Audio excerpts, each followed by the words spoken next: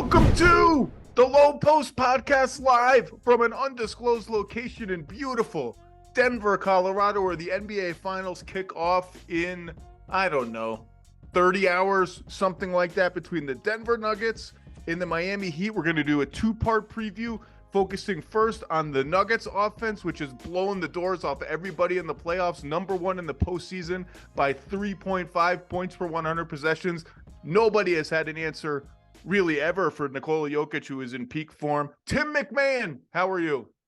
Howdy, partner. Looking forward to seeing you there in the Rocky Mountains. Altitude. You've been training in your hyperbaric chamber. I know you got one at the MacMahon household. But LeBron spends $1 million a year on his body. Do you spend 200,000? Like, do you go 20% of LeBron's budget?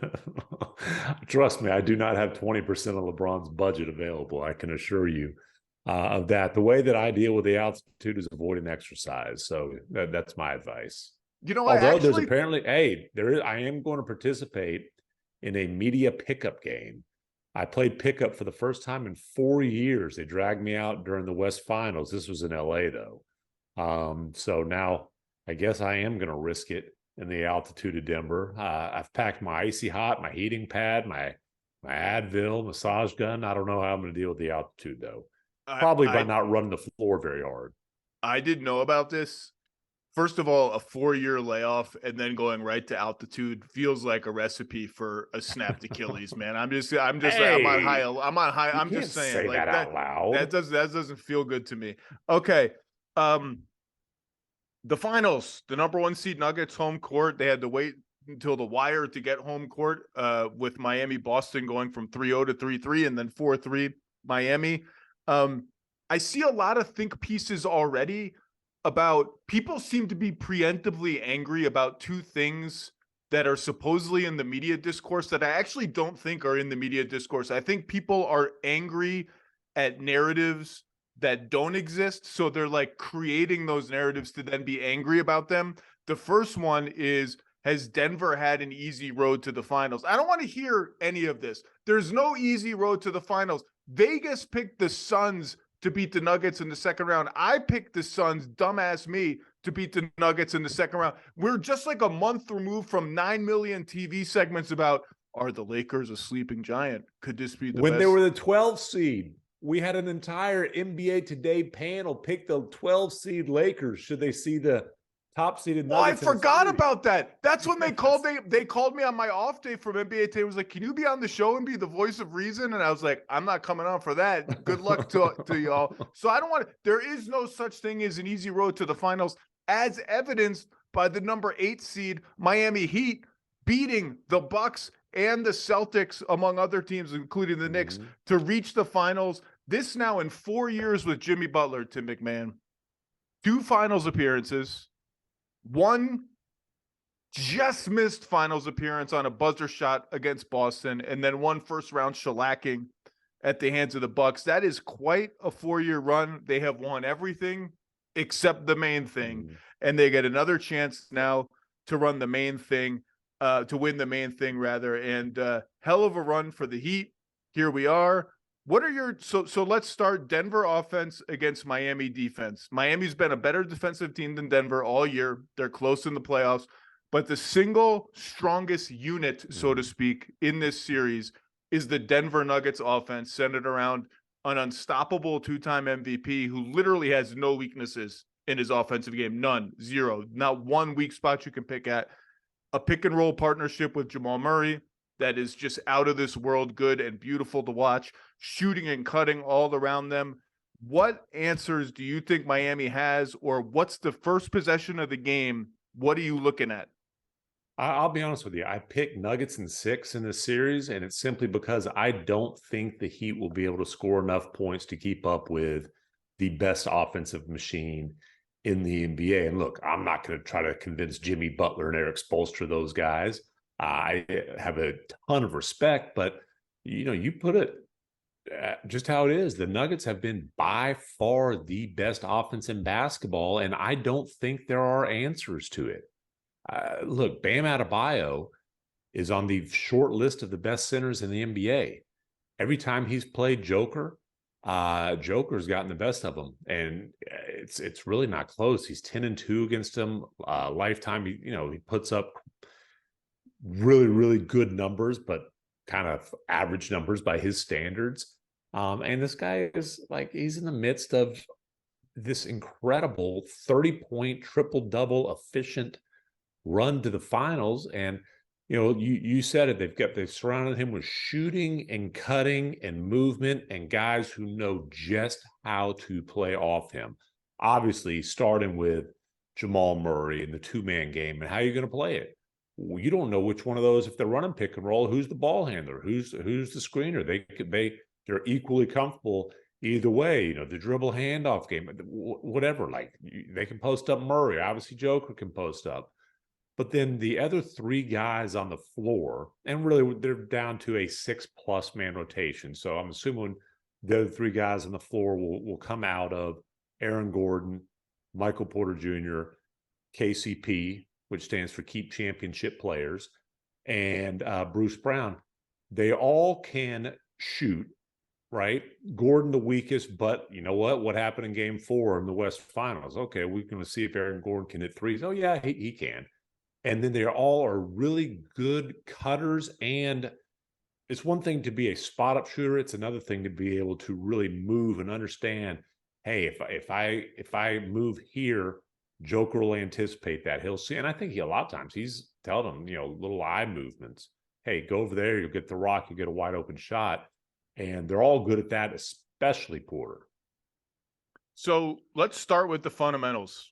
Who's guarding Jokic? In the past, Miami has toyed, and I mean toyed in very small doses of possessions. Back in the day, PJ Tucker would get a shot at him, so Bam didn't have to do it. Justice Winslow got some cracks at him, so Bam didn't. Remember, Justice Winslow used to play for the Heat. He was the guy who everyone tried to trade 9,000 draft picks to get, and Miami said, no, he's the guy. He's gone. But they've defaulted to Bam. They did get Jay Crowder and Andre Iguodala for him and went to the finals. So, well, you mentioned, by the way, they could use a guy like Jay Crowder right now. But to get to your point, like, I don't think. Well, I hear you didn't want to. Well, but you mentioned they made the finals, and I just want to go back to the Heat's 2 finals in 4 years, one shot away from 3 finals in 4 years. I think by default you have to anoint Milwaukee as the most successful Eastern Conference team of the post-Warriors era because they won a title.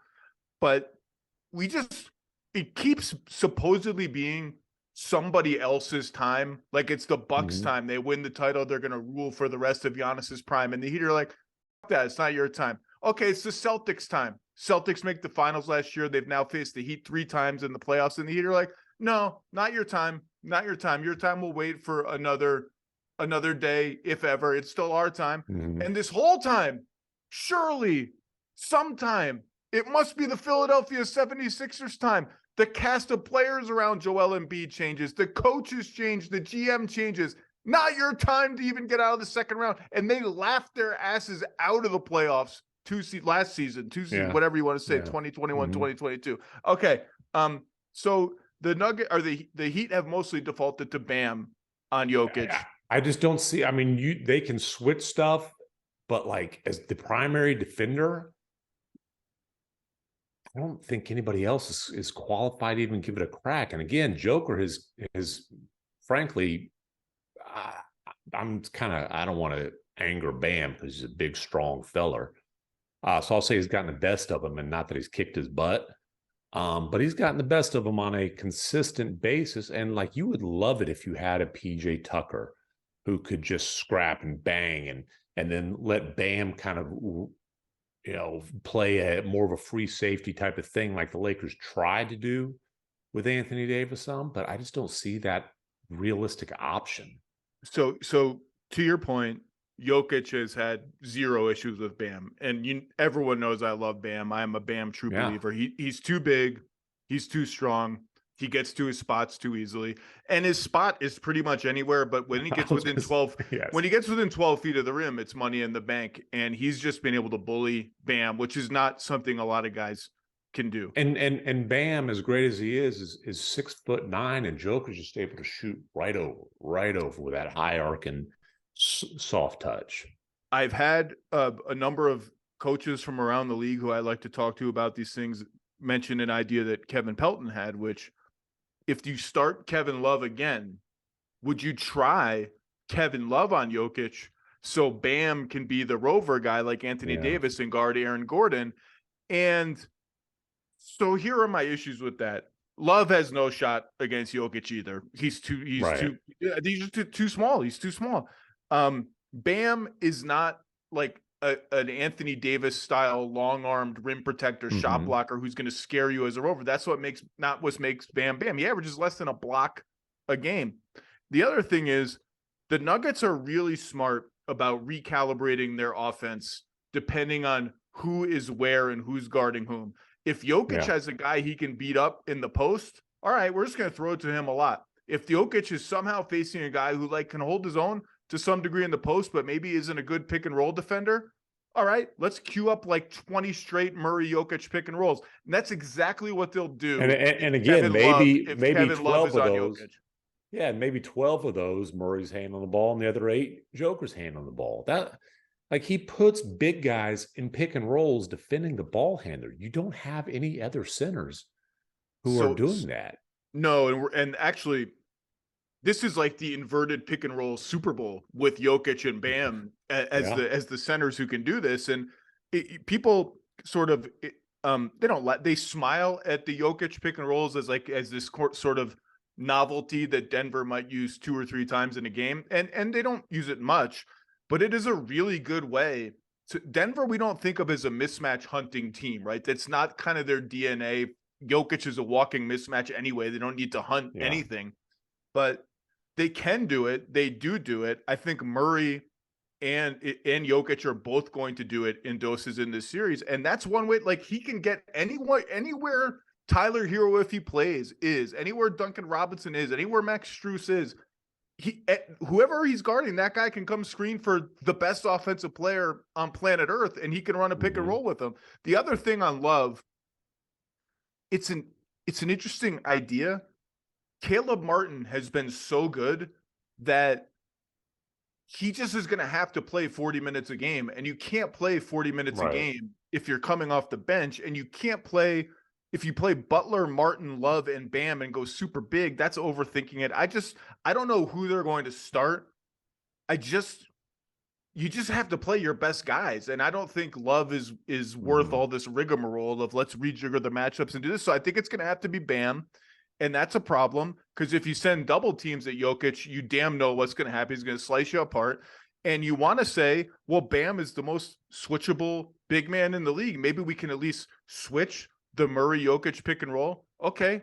Who does that leave on Jokic? You're dead. None of those dudes can switch on Jokic. And if you think Jimmy Butler can do it, I will tell you this. The Heat have tried it. They have put Jimmy Butler on Jamal Murray, which is a matchup I think we will see in this series at times, maybe lots of times, just because he's awesome and guarding Jamal Murray with an awesome player is good. Jimmy Butler is as ferocious and tough as they come, loves the challenge. Nikola Jokic has overwhelmed him so badly when on the few chances he's gotten, and that it's not a fair fight. And if you use Jimmy Butler on Jamal Murray, he's actually the best rover on the Heat team, which is why they've often used him on Aaron Gordon and said, you're going to be the guy who's in the passing lanes, who's swiping at the ball. This series begins with for me, with the fact that I just don't know what the answer is with Jokic. And I don't even think they have like a Rui on Jokic AD roving kind of answer. I just don't know what it is. And you can rattle Which, by the way, that obviously wasn't a great answer. No, it got them no wins. And it was congrats to the Lakers for a competitive sweep. Maybe we'll send you guys a bronze broom to commemorate your competitive sweep. And Jeannie can put it in her office next to all the replica NBA trophies. Nice little brown broom, O-4. 2023, 21 almost point got a differential. win. Almost got a win. And it can go, you know what it can go right? The Boston can get its shot quality trophy, a bronze net with a ball going through it. Congratulations, you lost to the 8th seed. But Second Spectrum said you had the superior shot quality. It would actually be a bronze net with a ball clanking off the rim, I think would be more appropriate. Great look, just didn't go in. What the hell was I But talking about? Oh, it's a so we're Jokic. talking about matchups. You were talking You about know, Jimmy. well, Yeah. let's stop that for a second. You know Mhm. damn well, and you can get into why Miami's go-to where out of answer is zone. Yeah. And this team is just an absolute nightmare to play zone against, and I will let you take it away. Well, yeah. I mean, Joker is going to. It's going to be. You're going to have to be awfully smart and awfully deceptive to outthink Joker. And then we've already talked about all the shooting and cutting that they have around them. How they handle Jimmy, as far as his defensive assignment, is going to be interesting for the reasons that you mentioned, but also just from a pure, like, how much can you ask of one guy standpoint. And our buddy Ohm's got a story that published today about the altitude in Denver, which, scoff all you want, it's a thing, it's real. And I'm afraid to go to the gym in the hotel, Tim. I'm saying the gym is on my floor, and I'm like, should I go? Should I just do like the old man walk, like a little walk on the treadmill? Like I'm afraid to tempt the altitude. I just got here 2 hours ago. Well, I promise you this: Jimmy's not afraid, but that doesn't mean that it's not a real factor. And so if you're asking him to play 40 some odd minutes, all right, and be the guy who makes everything go for you on the offensive end, I don't think you can ask him to guard Jamal Murray for 40 some minutes. I think you're going to have to be awfully selective there. But again, like I have a ton of respect for the Heat. Obviously, Spoelstra is a historically elite, like, he's a no-brainer Hall of Fame coach. I'm not going to sit here and tell you that he can't come up with something, but you got to be a hell of a lot smarter than I am to come up Right? with Yeah, something to slow down this Nuggets I don't know what it juggernaut. is. I don't know what it is. It's not zone. Maybe look. All it takes is this is the great thing about the playoffs, and really one of the reasons the Heat are here is teams like the Heat, most teams, but especially the Heat, they don't look at the playoffs like you and I look at the playoffs. They don't look at it as like we're an 8th seed facing Milwaukee. They look Yeah. at it as these are just 48-minute basketball games, just like Mm-hmm. we play 82 times a year. We just got to win one of those games, and there's a lot of ways to do that.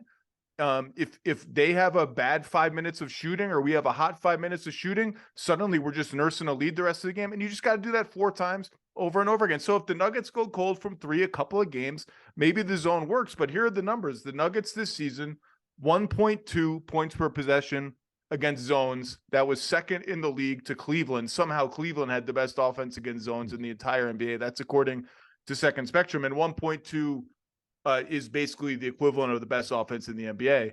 It's basically what the Nuggets are averaging during the playoffs, period. And with Which is Jokic, insane. if you just zero in on the zone possessions when Jokic is on the floor, it's closer to 1.3. So maybe a zone can work against Denver. It just hasn't Maybe really yet. I think maybe you can catch them off guard, a possession here, a possession there. I don't think you can give them a steady diet of zone and not believe that Joker's going to just pick it apart. You mentioned Hall of Fame. Sidebar debate I was having in Boston with some people at the game.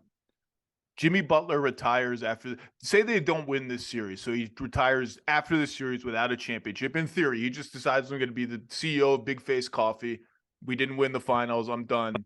Jimmy Butler, a Hall of Famer? I would say yes. I know the stats would say no. But I think that I think he's put together a Hall of Fame caliber career. I think when you watch this guy perform in the playoffs, especially during this Heat chapter of his career, your eyeballs tell you that's a Hall of Fame type of player. He sits out a lot of games during the regular season. He's not going to end up with Hall of Fame, stats that scream Hall of Famer. I'm looking up. He's got less than 14,000 career points. I'm trying to find the basketball reference. He's like lesser Kawhi. Like Kawhi's got the titles and the finals MVPs. He'll never have the regular season stats. And Jimmy doesn't have the titles and the finals MVPs. he has some iconic playoff seasons and playoff performances. He's a 6-time All-Star, which is just about like the bar where you start to become likely. Like there are some 4- and 5-time All-Stars in the Hall of Fame, lots of 6- and 7-time All-Stars. I erred on the side of yes, he's in the Hall of Fame, but that's just me. Enough sidebar. Denver offense against Miami 73% Hall of Fame probability according to Basketball Reference. So it's a good debate then. That's just statistically, that's obviously a stats formula. I think 73% plus he's got that Hall of Fame type of rep. I'd be surprised if he's not a Hall of Famer. A couple of other things to look for when the Nuggets have the ball. I mentioned switching pick and rolls and how that's kind of untenable. And that's the thing about the Murray Jokic pick and roll is there's no great defense for it. I mean, it's what broke the Clippers literally broke them in the bubble, because you can't switch on either side of it, really. Sometimes you can switch on to Murray and get away with it, but they can beat you from the mid-range. They can beat you with floaters. Murray's shooting 52% from mid-range in the playoffs. Jokic has been over 55% from mid-range for 3 straight seasons. And he can pick and pop you from 3, and if you run like Bam can run him off the arc, he can pump and drive and go. Just no great answer for it. But mostly, and then by the way, if you clog everything up, they'll get him the ball and he'll hit some crazy off balance, can barely see the rim one-legger from 25 feet. like this guy's also one of the great bailout shooters in the league. Mostly the Heat have just had Bam drop back in a pretty conservative scheme, try to contain Murray without losing touch with Jokic, and just say, you guys are going to have to beat us with floaters. And Murray has been on one from everywhere the entire playoffs, but that may end up being their best answer. One thing the Heat have going for them defensively is they force a lot of turnovers, and Denver was a bottom 10 turnover team in the regular season, but hasn't been so in the playoffs. So who knows what that means. The Heat don't foul a lot on defense, but Denver's not a free throw team. They were 23rd in free throw rate, so they're not really relying on that. They do rely on getting to the rim. They get to the rim a lot, and the Heat do not let you get to the rim. They were one of the lowest rim teams in the league, but I think a lot of that was because of zone and because of Bam switching, neither of which may be tenable for them in this particular matchup. Well, and I also think when you say, well, this team gets to the rim a lot, typically you're thinking, okay, this team's got a dynamic off dribble creator. This team's got John Morant flying downhill, or whatever LeBron, or one of those guys who's just attacking you off the dribble. And I think a lot of the Nuggets, get to the rim stuff is off the cuts that we talked about, off the 2-man game with Murray and Joker, like the dribble handoff stuff. And then Joker just kind of slowly, shifting his weight and bullying you and getting there and putting a little soft touch 3-footer through the hoop. So I think they get to the rim a lot, but not in the ways that you traditionally think of it. And needless to say, he's going to throw a lot of picks and pivots and fakes at you. And this goes for both teams. Starting centers in foul trouble is a no-go for either of these teams. It can't happen. Yeah. And it's a problem if it does. You mentioned the dribble handoffs, and like we all know, whoever you conceive of Miami's weakest defender at any given moment is going to be on KCP to start games. And they're like, that's not a safe hiding place, because Murray will just call him up for a guard pick and roll and say, if you switch, I'm going to do you like I did D'Angelo Russell in the last round.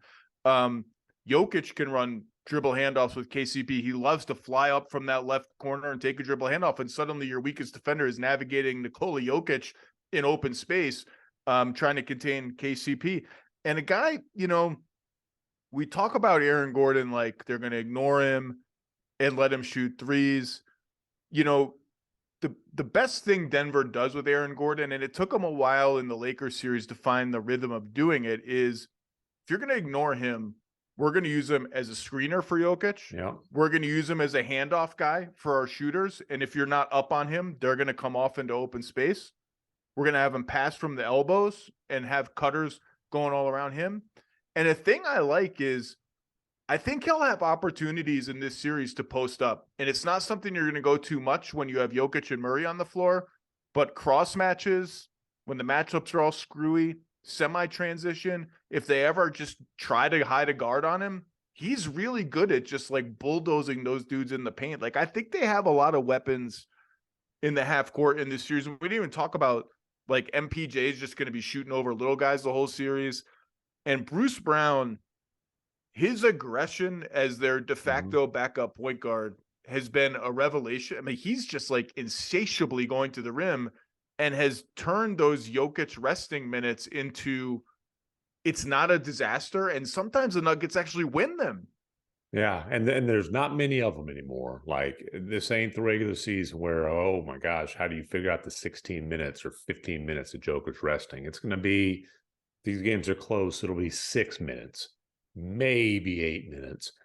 But yeah, Bruce Brown, look, Bruce Brown's going to get a lot of money this summer because you knew he was kind of a guy who could fit in a unique way. He proved that with Brooklyn. But it's like, well, how many teams does that fit? Well, this year he's proved, hey, he can be a really, really good guard. He can be a starting caliber guard or a closing caliber, however you want to put it, guard. I mean, he's on the floor most of the time when they're closing games. And like you said, he's been able to help them survive those non-Joker minutes. And look, they've spent a lot of time over the last few years searching for oh my God, who's our backup center? I mean, they gave DNP Andre a minimum contract like 3 seconds into free agency trying to solve that problem. They traded 3 second-round picks for Thomas Bryant, and he doesn't even play. Yeah, and neither of those guys are in the rotation now because what they figured out is, you know what?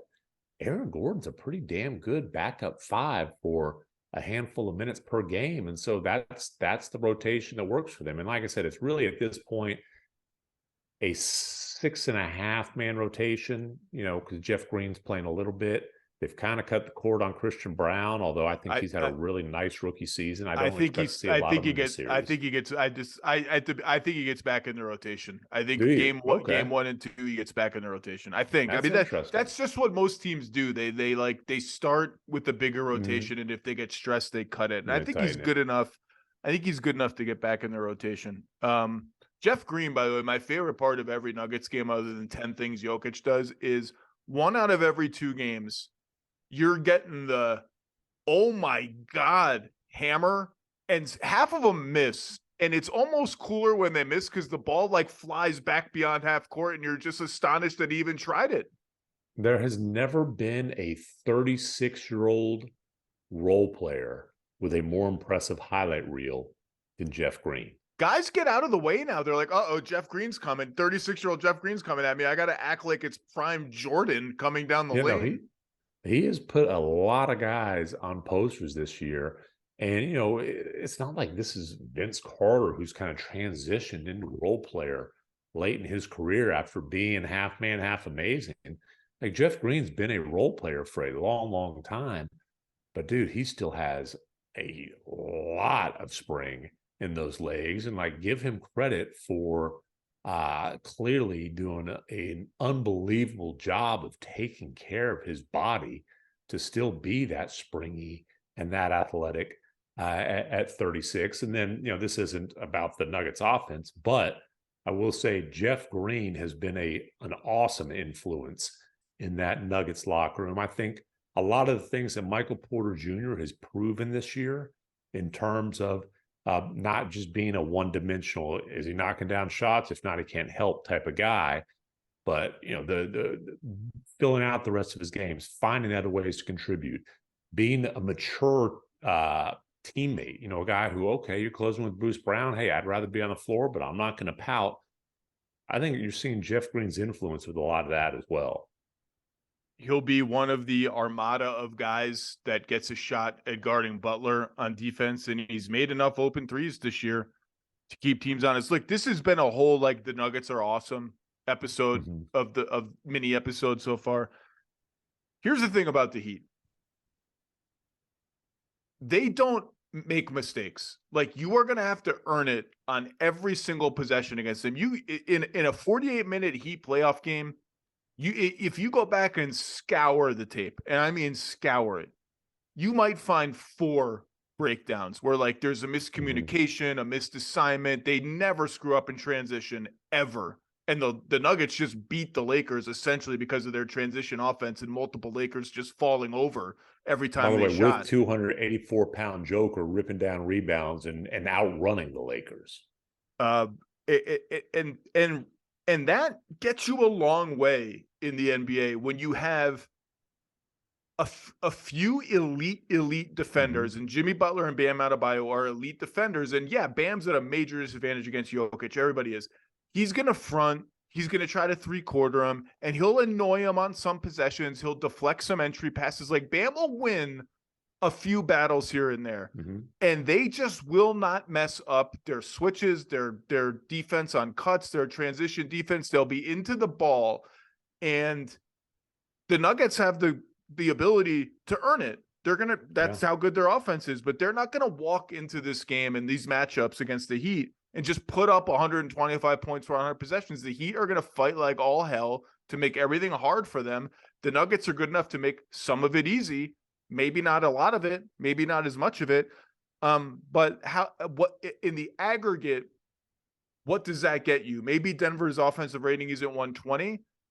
I don't know if it's going to be 110. And if it's 115, 116, something like that, as you open the podcast with, can the Heat put that up on offense, especially if they suffer any kind of regression at all from long range? Caleb Martin better keep shooting 60%. I can tell you that. And look, I agree with you as far as, obviously you have to have an immense amount of respect for the Heat, for their intellect, for their competitiveness, for their toughness, all those things. There's no doubt about that. They will make it hard.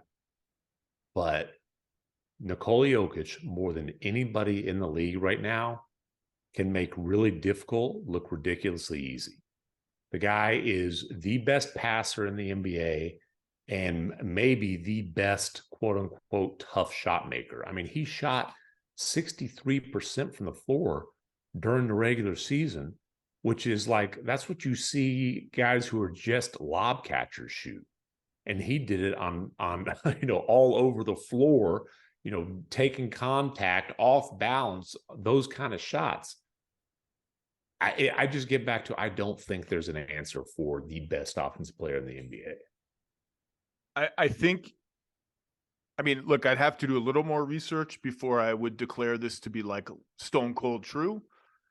There's a chance that he is both the best passer in the NBA, and I don't mean best passing big man. I just mean best passer, just best passer, and the best low post scorer in the NBA. And I know Embiid would have a case. The numbers say it's Jokic, and it's just incredibly rare.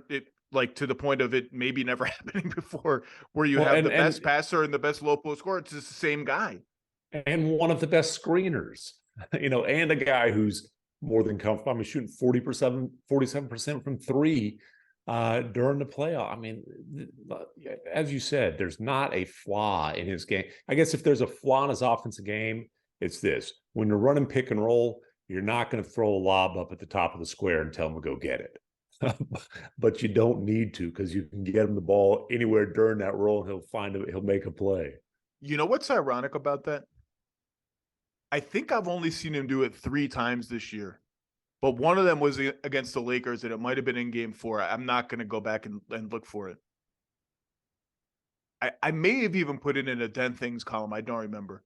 He does this thing, and like I said, I only saw it 3 times. It probably may have happened 6, 7 times, where he'll be under the basket, and he's going to go set a high screen for Murray, but he's under the basket and he's not on his way there yet. And he'll just and his defender will have his back to midcourt, so he'll be looking at Jokic under the basket.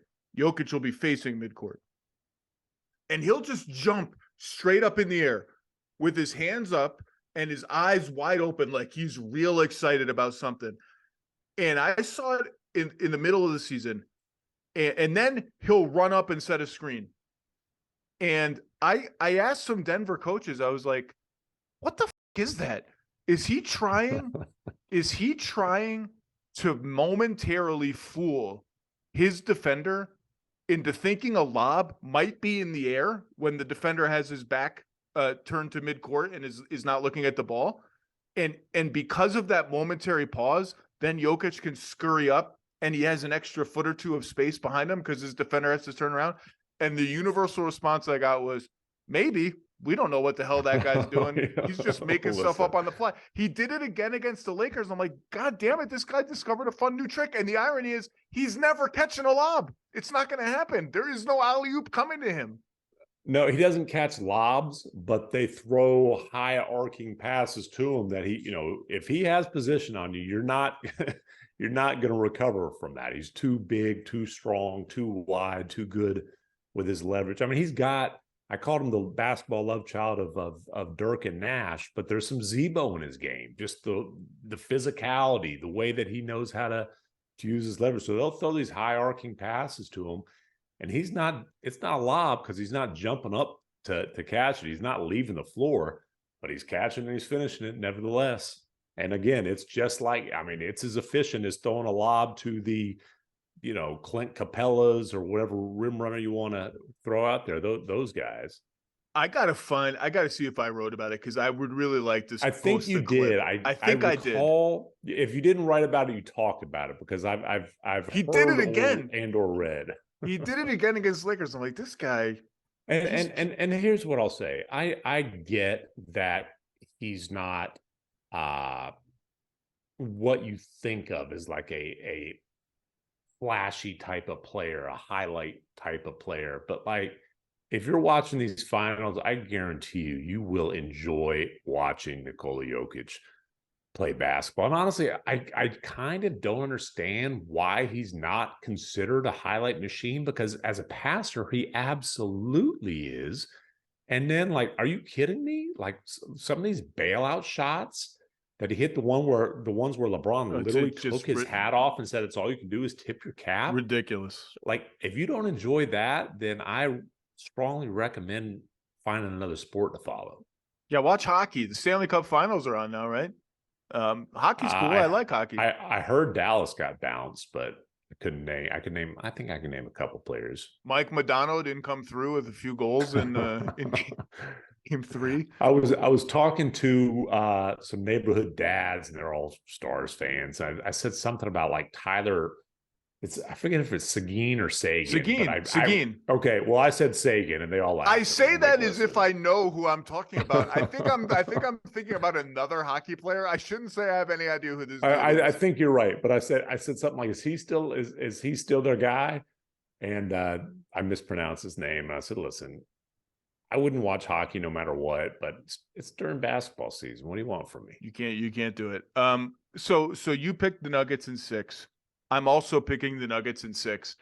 And we both mentioned in a roundabout way how much respect we have for the Heat and what they've done these 4 seasons and what they've done in this playoff run.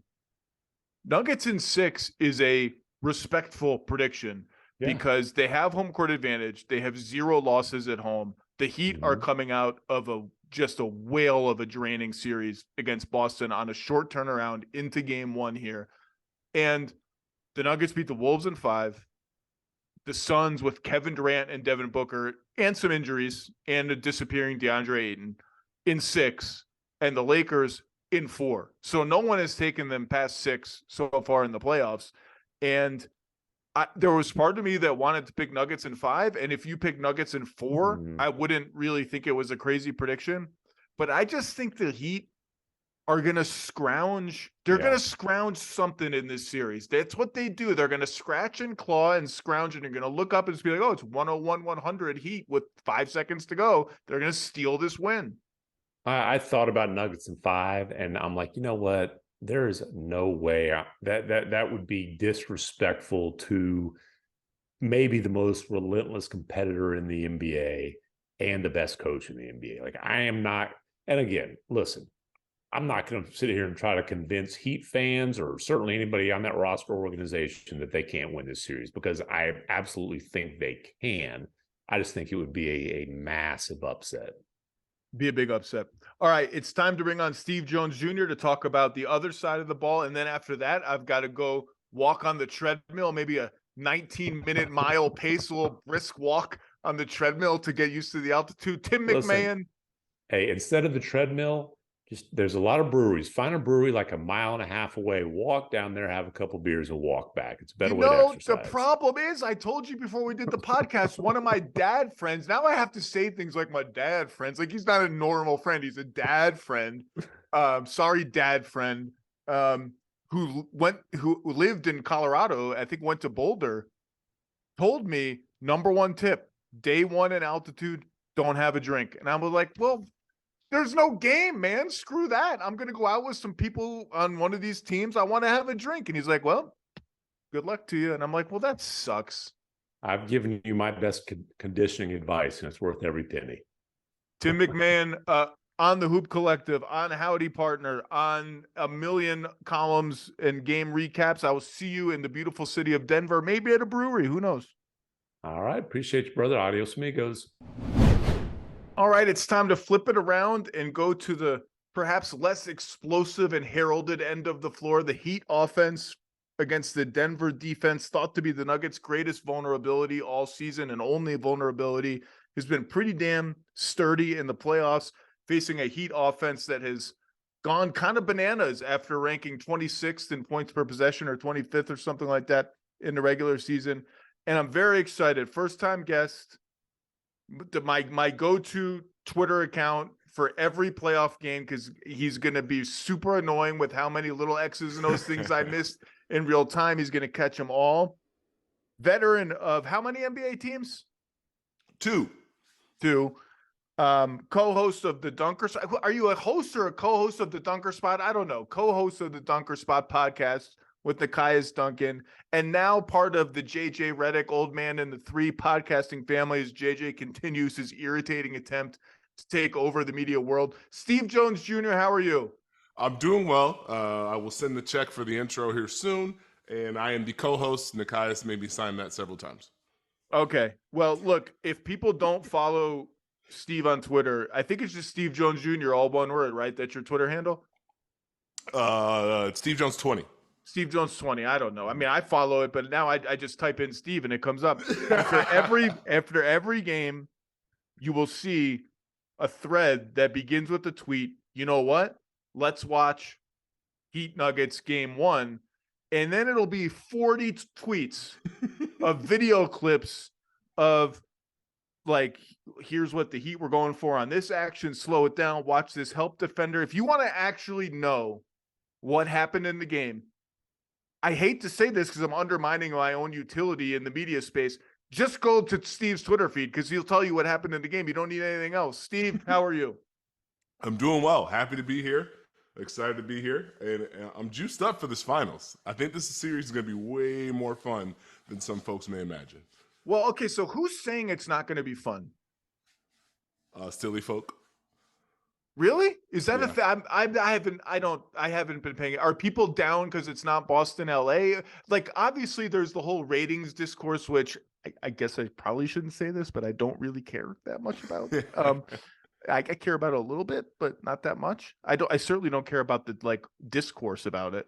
But is there also like a basketball, like, this is boring argument to be made here? Because I don't think there's nothing boring about either of these teams.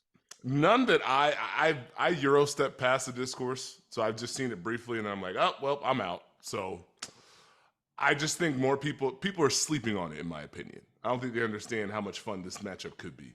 Okay, so let's go to the part that I think is the more detailed and tougher problem-solving half of the court. Like, we know how Denver's offense is going to play, what they lean on. They're an elite offensive team. Miami has been wildly up and down all season, subsisting in part on Jimmy Butler's brilliance in the playoffs and in part on incredible three-point shooting for every series. But the Knicks series, against the Denver defense that was average in the regular season, but has been much better than that in the playoffs against pretty good opposition, actually, though the Lakers were not a very good offensive team. I'm just going to open the floor for you.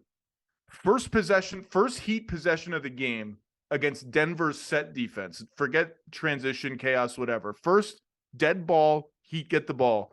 What are your eyes going to be looking at? What matchups are you going to be looking at? What kind of movement stuff are you going to be looking at? What are you going to be watching for? The biggest thing is going to be, how does Denver defend? And I wonder, my mind goes to, I think Miami throws some movement out there, and then we get to Jimmy and Bam and pick and roll, just to see what Denver's going to do. Just to see, because I anticipate Denver's going to be in a drop. Jokic is going to be dropped back. How much help is their weak side going to show? And what is Jokic's reaction going to be? Just to get a taste of, okay, what are they trying to do with us? And I anticipate maybe some weak side movement, maybe an empty corner, just to try and tweak it a little bit. But that's what I would see. I think that's going to be the most important part. I think Miami's going to have to try and find their pressure points, but they've got to know how Denver's going to cover them to start. That's going to be fun to watch. So Jokic is definitely going to guard Bam. There's no real other place to put him in this series. The way they toyed with Jokic on Torrey Craig, Jokic on, Vanderbilt, Jokic, which they just toyed with. They mostly put him on Anthony Davis and said, we're gonna roll you out against the best guy. Here, there's no one like that. And when the Celtics tried to put Robert Williams III on Caleb Martin, it went very badly for Robert Williams III. He's just too good for that. And whether he starts or not, he's going to play a ton of minutes at the 4. And I agree with you. I think part of Denver's evolution on defense has been they have more and more selectively gone away from their really aggressive up at the level of the screen scheme and said, hey, if we can drop, let's try that out. And if we have to do the thing where we drop and we help, which you mentioned, which is kind of rare because the whole point of dropping is to not help off of shooters. But if there's a non-shooter, we'll help. I even think we might see them go under some screens for Jimmy and sort of see how he reacts to that. But I agree with you. I think possession 1, quarter 1, I think they're going to open in a conservative defense and see how the Heat attack it. No, I agree. And I think for Denver, just to speak on their side real quick, the key to that help when they go drop is, again, to protect Jokic. Not that he can't do it, but hey, you just got to be right here. We're going to show the help. Now, the difference is going to be very interesting to me. I don't know if the Denver Nuggets, while they've mixed in this drop and had success in the playoffs, I don't know if they faced a team with the kind of spacing and weak side movement that Miami has, where Miami can get creative, going empty corner, putting shooters in different places. Also, the cuts from the weak side. Those are huge. I think for me, my mind goes to the Boston series. Boston, great early help team, very active. You saw possessions during the middle of that series where they were looking and checking their own man. And I was like, whoa. Wait a minute. Denver's, no matter what scheme they run, Denver needs their help. They need their rotation. And for Miami, they're going to have to find ways to make them pay, which is why I think Bam Adebayo is very, very, very important in this series.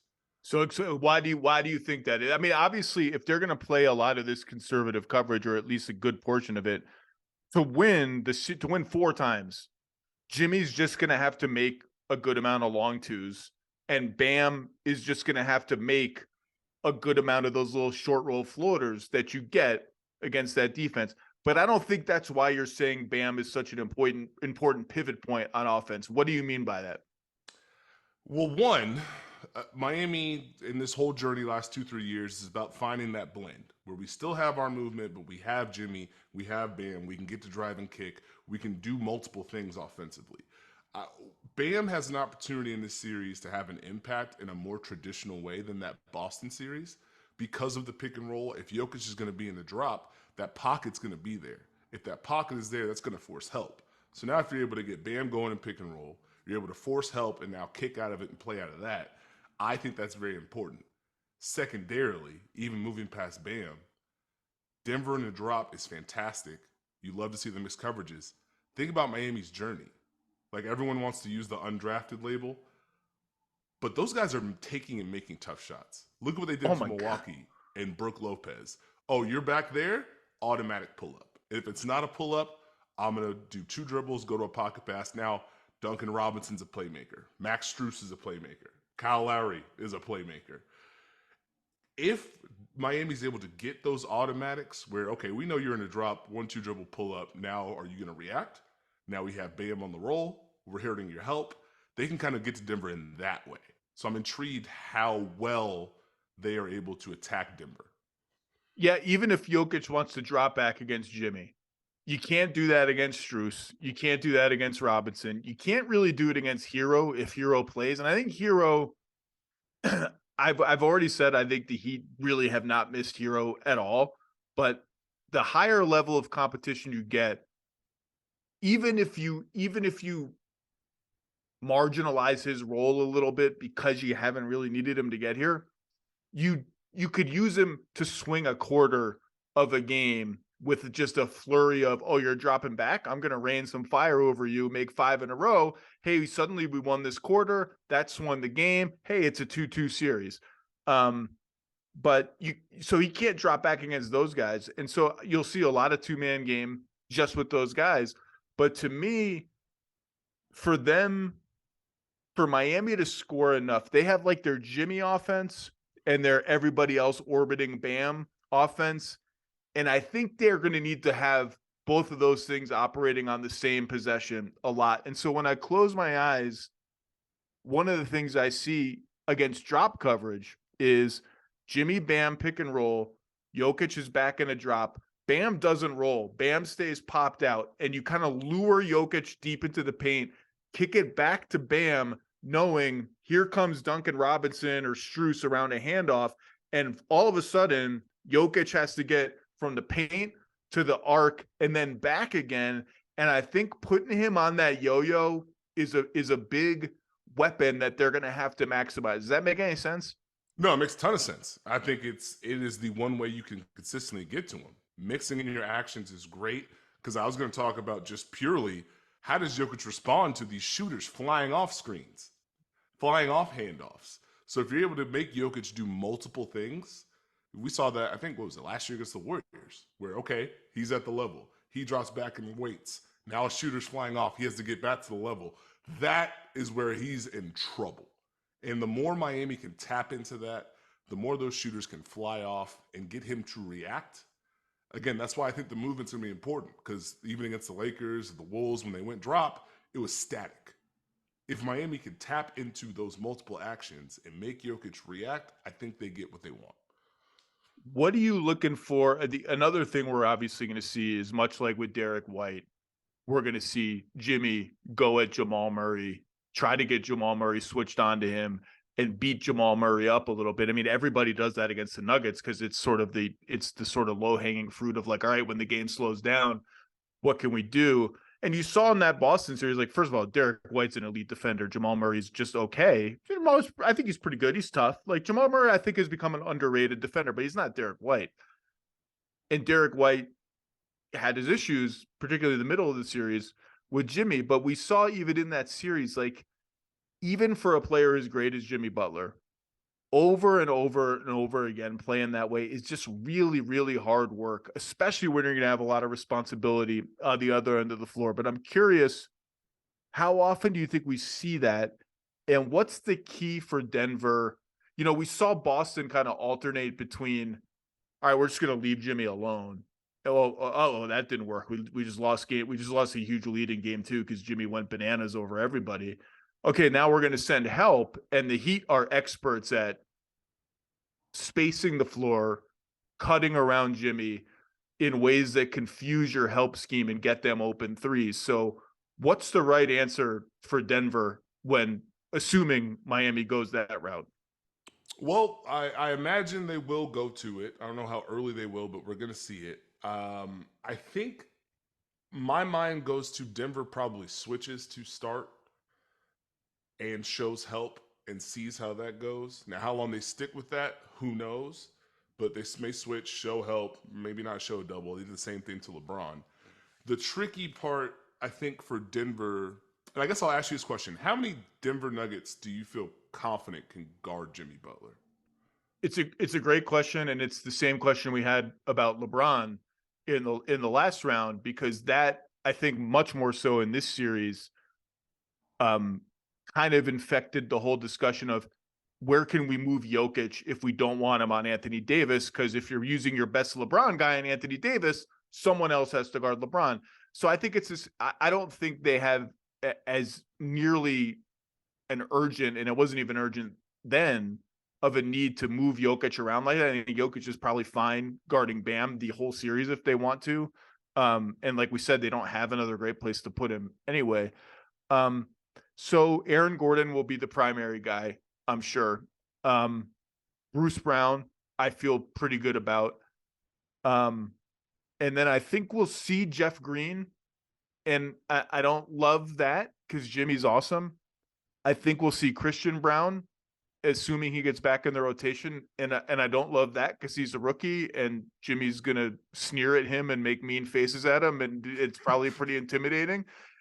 It's got to be really intimidating when the game is really slow and you're defending someone in space and you see Jimmy point to your guy and be like, come up and no, not you. I want him. Come up to, it's like, oh, me? Like, this is nice. And KCP to me is the interesting test case, right? Because he's a rugged defender. We saw them put him on LeBron here and there, but he's just lighter than Jimmy. And so that's the one they'll play with that. And I'm interested to see, like, if he can hold up against Jimmy, that changes the series. I just don't know if he can. Answer your own question. Oh, well, I like KCP's activity. Aaron Gordon obviously is going to. I think Bruce Brown could, unless Jimmy's able to get to his spots. Like, I worry about that with the strength and being able to turn the corner and post up. And also, I tie it back to just the comfort level Jimmy had cycling through Milwaukee's matchup. The comfort level that Jimmy had early in the Boston series cycling through all those matchups. Denver can't give him that same comfort because then that's something Miami can just go to. Like, hey, Jimmy, you just go screen, attack Jamal Murray. Bruce Brown's in. Attack Bruce Brown. Attack KCP. If it gets to that element, plus the pick and roll, plus the movement, that's where I think Miami gets really tricky.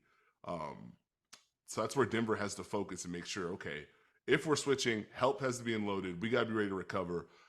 We've got to try and make it as tough as we can on him and not let him dictate the series to us.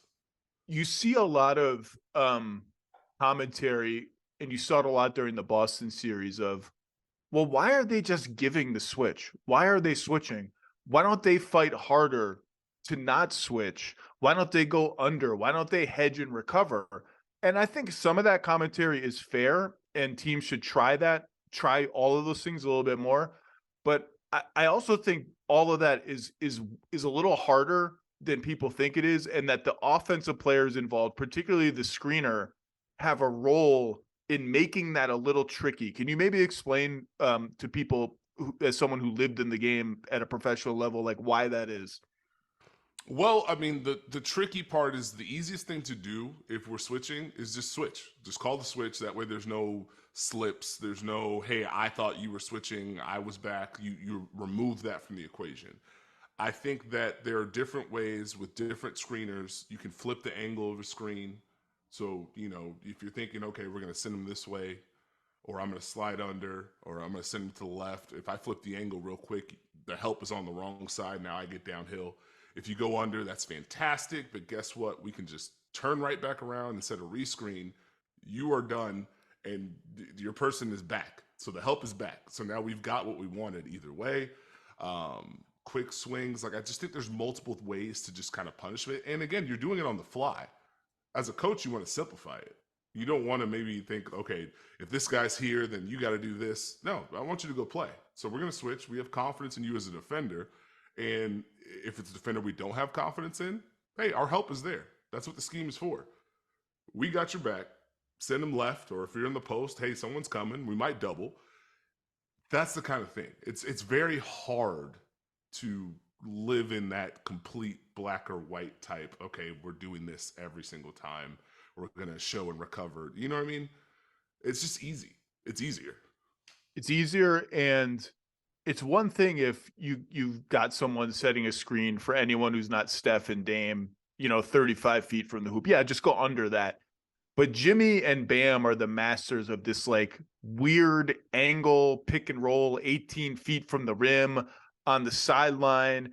And if you go under that, it's a makeable jumper for Jimmy. easily. If you go under and Bam just kind of hits you, and he's probably moving a little bit, but they're not going to call it every time, and he's going to kind of roll you downhill a little bit. Well, suddenly you're held up, and Jimmy's going to beat you to the spot underneath the screen and just plow through you because you're going to be at a bad angle, not prepared, feet not set. He's going to get a layup out of it. It's just, I think the offense has more agency in making the everything but switching stuff, anything but switching, making it harder to do, which is one of the reasons why you're just going to see like the Nuggets are going to give that switch up a lot and help out of it. And that's a key battleground. The other guy we didn't mention at all in our who can guard Jimmy thing is Michael Porter Jr. And that's a matchup that Jimmy has liked. He's liked going at it, and he's just liked kind of blowing past him. And I don't really, we'll see that one too, I guess, right? Yes, I imagine he'll look for the opportunity to put pressure on Michael Porter Jr. on the ball. If not, get in the paint, draw foul. We know Jimmy loves to plant, shot fake, turn around, go to his hook. So how key can Michael Porter keep the ball in front? Like, it's different. Like, Michael Porter Jr. has improved as a defender. I've really respected the work he's done on the weak side. Now he's got to hold up one-on-one, especially when I anticipate the times we'll see it third quarter, fourth quarter. That's going to be an interesting battle.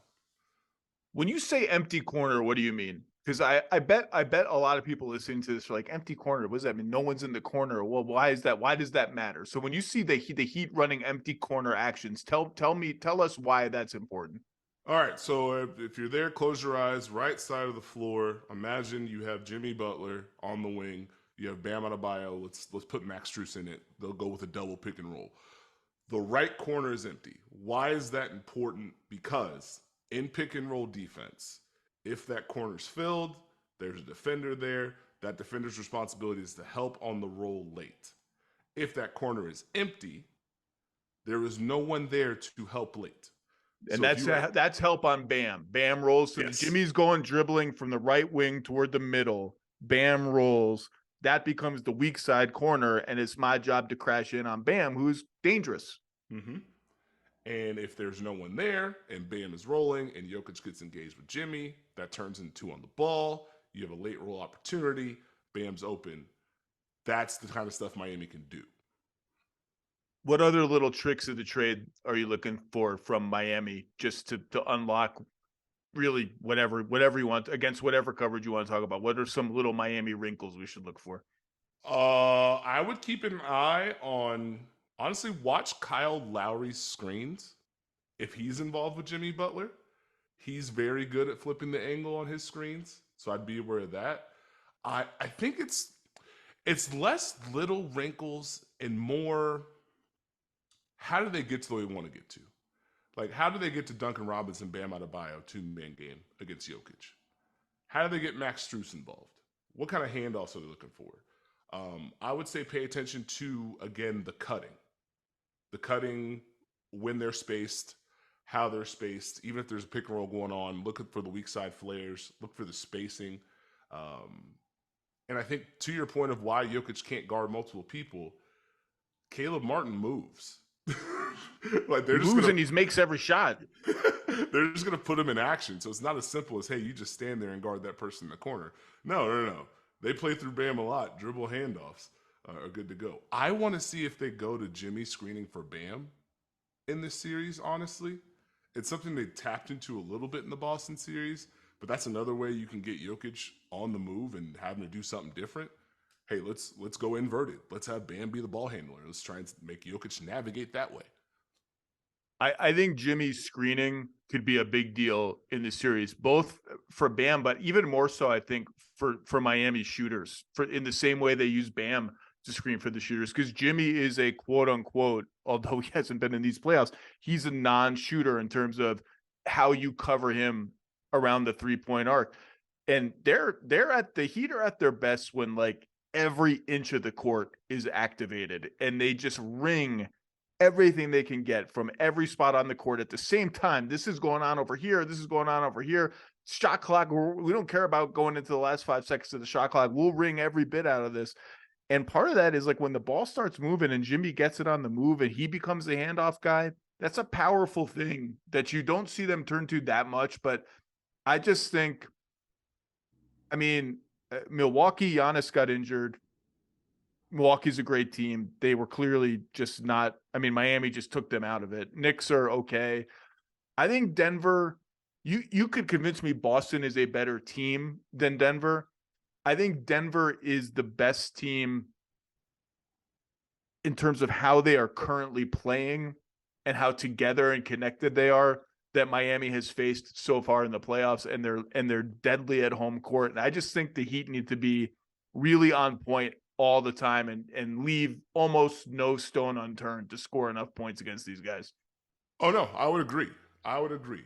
For one, if you go back and Denver's transition, like Denver's defense holding up is important because now they get out and run. And if they're getting out and running at home, it's huge. So, I mean, Miami's going to turn the ball over. A whole lot of what we're talking about does not matter. If they lose a turnover battle in a disgusting or gross way, then Denver's going to run and it's going to be a tough session. I think for me, it's just how decisive can Miami be?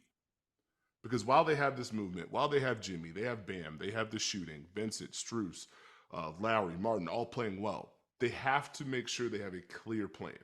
They still have these possessions where, hey, we throw it to Bam. We have screens on both sides. We have some cuts. No one's open. Here, Jimmy, you take it. I don't want it. Here, Gabe, you take it. Okay, let's run pick and roll. There's 5 seconds left. They can't have those in this series. Like whatever they do, they got to be decisive, quick decisions, play with tempo, control the pace that way. To your Jimmy Butler as a screener point, I think on ball it's going to be important. That's a way they can reverse engineer some of these switches. It's a fun trend in the league. I think off ball screens are going to be fun. In my head, I picture Aaron Gordon ready for this matchup. But if you go back to the Boston series, Miami was able to flip Grant Williams a couple times where he was like, I'm denying you're not catching. And then it's like, oh, here's Duncan Robinson cutting back door off a screen from Jimmy. Good luck. So can they tap into it that way? Especially if Jokic is going to be guarding Bam, Bam's passing ability at the top of the key. There's some things they can tap into. Yeah, they had Boston confused in a way that you don't see. I mean, the Celtics had bouts of kind of hazy defense all throughout the season and especially in the playoffs. But even game 6, which ended up being the Derek White game, I mean, Miami almost won that game, obviously down the stretch with Jimmy just manufacturing points and free throws. But the whole first half of that game was the only reason the Heat are even in it is because the Celtics are screwing up coverages against Heat shooters and cutters all over the floor, screwing up switches, miscommunicating, literally walking away, 2 guys walking away from the ball because they're confused about who's supposed to be doing what. That's not easy to do. And that's what you have to admire about the Heat, man. They just, I know you just said these possessions where it kind of stalls out and it's Bam holding the ball, thinking about what comes next. But something does come next. Like they just keep on playing. And there's just something to like 5 smart players who keep on playing. Like at some point within 24 seconds, you got at least a chance of something cracking open. You got to admire their commitment because you've been in it. It's like, it's discouraging when for 19 seconds nothing works, and it's easier to just be like, all right, nothing worked, we'll try again next time. Like to just keep pounding it is admirable. It is very. And while I brought up those possessions, my favorite part about Miami is they'll do that for maybe 15, 16 seconds, and all of a sudden they find an opening, and now that ball is popping and swinging. And it's like, wait a minute, what just happened? How did y'all go? Yeah, they come to life. You're right. They come to life in a way that it's like, all right, this possession doesn't seem to be working. Oh, they just passed 5 times in 4 seconds. What the hell just happened? And that's going to be fun to see how Denver navigates that. And if Miami can hit those buttons, like a big part is not just the shot making, it's getting to drive and kick. It's being able to beat closeouts and force more help and open up another shot for someone else. And they play with such a togetherness and a belief, no matter what kind of possession it is, they play with a belief, they play with an aggression. They have to keep that in this series. It's, I picked Nuggets in 6. That's a competitive series. It's the longest series Denver has had in this playoffs is 6, and only one of them went 6. And because as I said to Tim, I just think the Heat are going to find a way to scrounge a couple of games. They're scroungers. They're just going to be like scrounging, clawing, getting loose balls, diving on the floor, and you're going to look up, and it's going to be a coin toss game 3 times with 20 seconds left. Like, how the hell did this happen?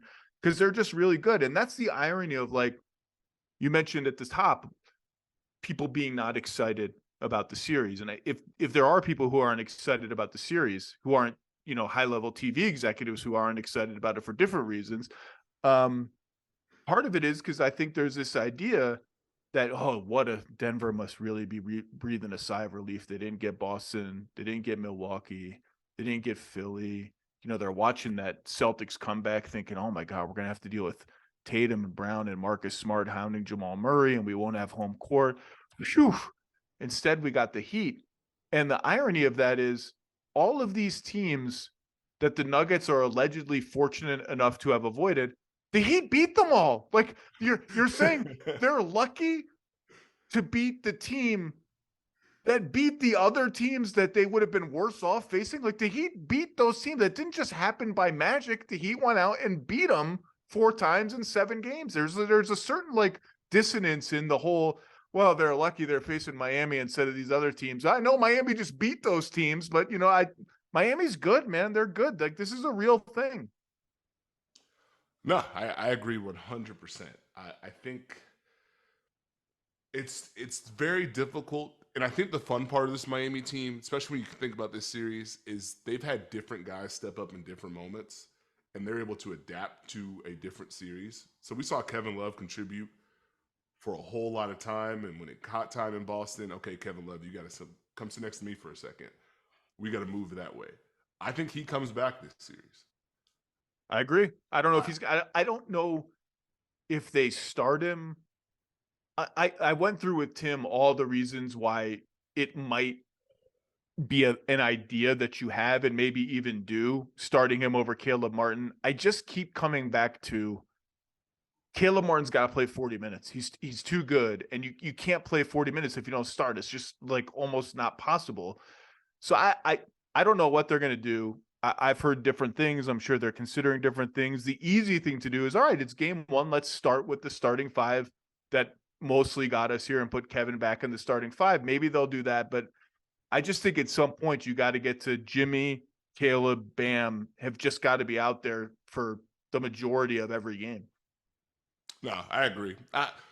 I get the idea of Love. I'm torn between liking the idea of Jokic having to guard Kevin Love spaced and the things you can do to manipulate where Jokic is since he wants to help and put him on the perimeter. I also balance that with that means Kevin Love may have to guard Nikola Jokic. And while Kevin Love has done his job, that's a lot of volume and things that Jokic can do. Did you make picks? Have you made an official prediction yet? I said Heat in 6. Heat in 6? I said Heat in 6. I haven't looked at our expert predictions. I don't know if anybody on ESPN, I'm sure there's 1 or 2 that picked Heat in 6. Sell me on it. I guess you have been selling me on it. I guess you've been like, okay, so I had you on to talk about this half of the series. Sell me on they can limit Denver's offense enough to win 4 games in a row. Because that's what I keep getting stuck on when I pick Nuggets in 6. I just don't know what answers. I mean, they have Bam and Jimmy, and that's and the best coaching staff in the league, so those are all answers. I just don't see any great answers, but sell me on it. Well, the big part is if you paid attention to that Lakers series, if you get Denver close to what I like to call the mud, it can get interesting. I think there's no better team in the league to get you to not do what you want to do well than the Miami Heat. It doesn't take too many games to put you in that position. I think Miami likely focuses in on trying to make it as hard as possible for Jamal Murray to do what he's done. I think Jokic, they're going to have to live with everything that he brings to the table. But I think that's usually die then. I think if they can make it very tough on Jamal Murray, if they take care of the ball, if Jimmy is decisive, Bam can open things up and pick and roll. They're able to move the ball and attack Denver's closeouts and rotations. I think they give themselves a very good chance. Now, all that being said, there's a very slim margin for error. There are multiple things that take this immediately off the table. If Jokic is absolutely incredible and Jamal Murray is, very tough. If Miami is turning the ball over, extremely tough. If we get to the place where it's not, can Miami make shots? It's can Miami generate shots? It's very tough. But I think with the level they're playing in, coming off of that Boston series of what they did, the confidence they have, a little bit of house money feel, just win one in Denver. Just win one in Denver. 1, 2, or 5. Look, they just won 3 in Boston. I mean, everybody beats Boston at home in the playoffs, but they did win 3 in Boston, and they win game 1 of every series on the road. So make things tough on Jamal Murray. How are you doing that? Who's guarding Jamal Murray for you to start the series? And when you say make things tough, what does that mean? I think it's gonna be interesting how they do it, because if Bam's gonna be tangled up with Jokic, that's gonna take a big piece away. But I think they have the size and length and defenders to potentially throw him off. They can navigate. I think the way that they show early help is important. The way they load up, some of the isolation plays won't be there. Now, the tricky part is, again, Denver moves too much, so they may not be able to load up like they did against Jalen Brunson. But I think they can battle him there. I think pick and roll, they can work to show bodies in the paint and try and just keep him out of rhythm, try and keep him out the paint, make him take pull-ups, contest. I think just the overall activity, because they could throw Jimmy at him. It could be Caleb Martin. They could throw Gabe Benson at him if they want. I just think they have pieces plus team defense that could make it interesting.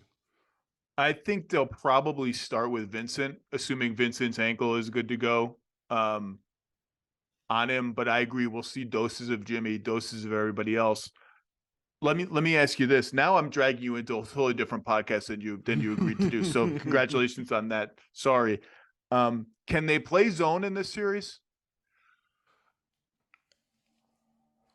They can. I think anyone can do anything. They can play 4 guys if they want. I think the impact is limited. I'll put it that way. With Boston, it was a great curveball. Like, hey, anytime you get in rhythm, we have this zone in the back pocket. We can figure it out.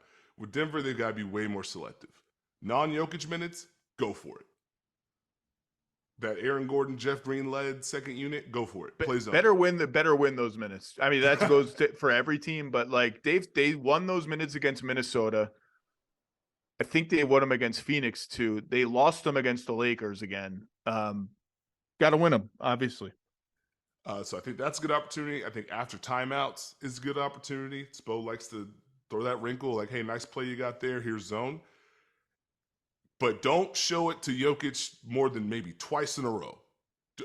Just don't. That's a good point. You don't have to do the thing where you run zone. You're like, now we're just playing zone for 8 minutes. And I mean, how hard is that to do, to go 2 possessions playing this way, 2 possessions playing that way, 5 possessions playing, maybe 7 possessions playing man-to-man, and like, okay, zone now. Like, how hard is that to do?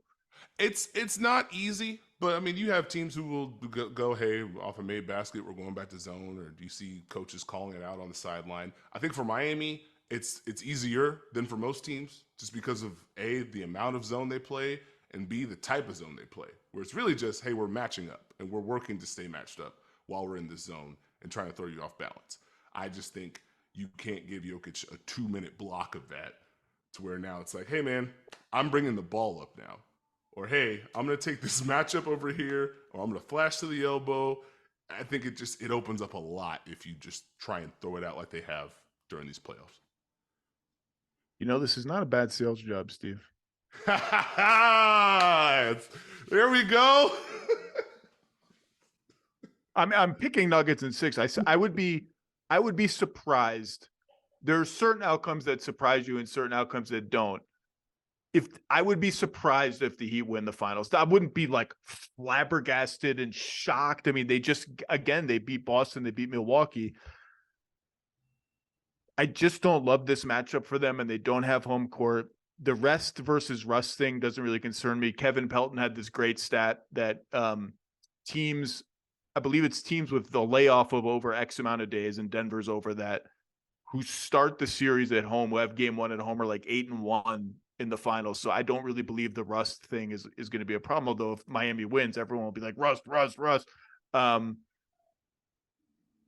I think I would still be surprised if the Heat win the series, but it's you've made a good case. And look, I picked Nuggets in 6, not like I'm picking Nuggets sweep. So hell, maybe we'll get a nice long series here. Hey, all I want to do is make people think. Just open the door, make you think about something. We could be sitting here and Miami loses game 1 by 20 and everyone's calling me a bozo. Who knows? That's just. I mean, I guess if you're going to pick the Heat, 6 is the number to do it. Although they did just win 7 on the road in Boston after as heartbreaking a loss as you could possibly suffer, really, in the Derek White tip game. But Denver at home's a different animal. Boston just at home just stinks in the playoffs. I just don't know what it is about the Leprechauns have fallen asleep at the wheel. You know what it is? You know why they stink at home? Because they are the only team whose mascot is just a guy in a costume. Like he's just a guy walking around. You see his face. There's no costume. It's just like a guy in a vest with shamrocks on it and a little hat. And that's Lucky the Leprechaun. He's just a dude. I think that's hurting their home court advantage. I think that there's an analytics study that needs to be done. Give them a real mascot for the next playoff run, and I think their home record will be better. Okay, I'm gonna track that. Now, if they come out with some sort of shamrock next year, Lucky makes me actually uncomfortable when I walk by Benny the Bull or Stuff the Magic Dragon in Orlando or Bernie the Human Flame or whatever he's supposed to be in Miami. I'm like, oh, look at this big fluffy guy. It makes me happy. Look at the big fluffy Benny the Bull. He's going to gorge on popcorn and have a little popcorn orgy in the stands. He's going to ruffle my hair. When I walk by Lucky, I'm like, oh, what are you? Are you, what, is there a fan on the court? Oh, you're Lucky. Okay. I don't know. It just makes me nervous. Right now we get what's his name? Rocky the Mountain Lion in Denver against Bernie what is Bernie supposed to, can you picture Bernie in your head? He's like a big orange thing with a basketball as a nose and like orange hair. I think he might be supposed to be like a kind of half candle, half Muppet. I don't know what he's supposed to be. I think he's supposed to be like a fireball. His name is Bernie. That makes sense. No, but speaking now of Rocky's the GOAT. Rocky's done some things in this league. Let me tell you, there's a lot of untold stories about Rocky floating around the NBA universe. All right, Steve Jones, have you guys done your finals preview yet? I've been traveling all day and I'm a little behind. Have you done a finals preview yet on the dunker spot? Has JJ roped you into any homework? We did. Our finals preview episode is out.